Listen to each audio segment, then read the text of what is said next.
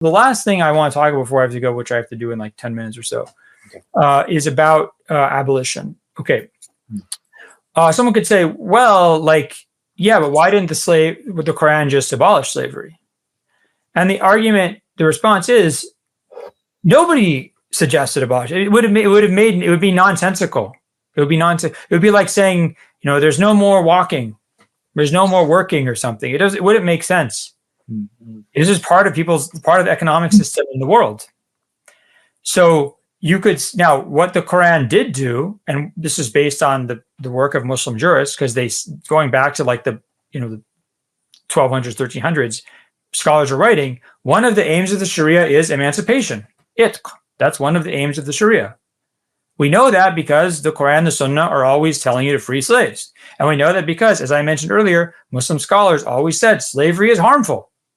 It's harmful because you don't have full control of your actions. You don't get to decide what you do. You don't get to enjoy the full fruits of your labor. You're not a full legal person. Like, a slave doesn't have to go to Hajj. Slave doesn't have to give zakat.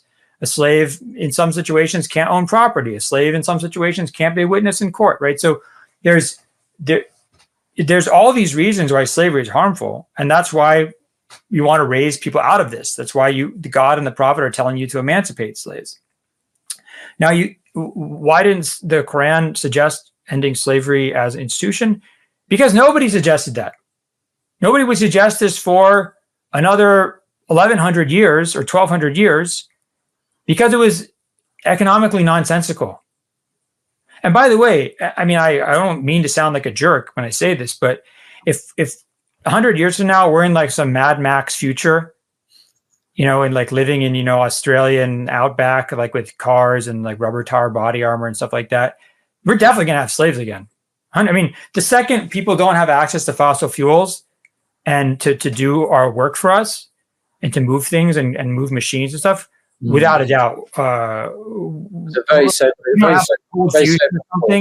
if we back to the position in a pre-modern, like pre-industrial lifestyle, 100% we'll have slaves, 100%. And that's why, by the way, some Muslim scholars like Sheikh Muhammad Sayyid Ramadan al-Bouti, rahimahullah, died in 2013. He said that, you can get upset about Islamic law of slavery, but you don't know like when this is going to be useful again. You don't know. This is the whole world. We're not everybody in the universe. Like our specific little moment in time is not all of human history, right? Everything doesn't just exist for us.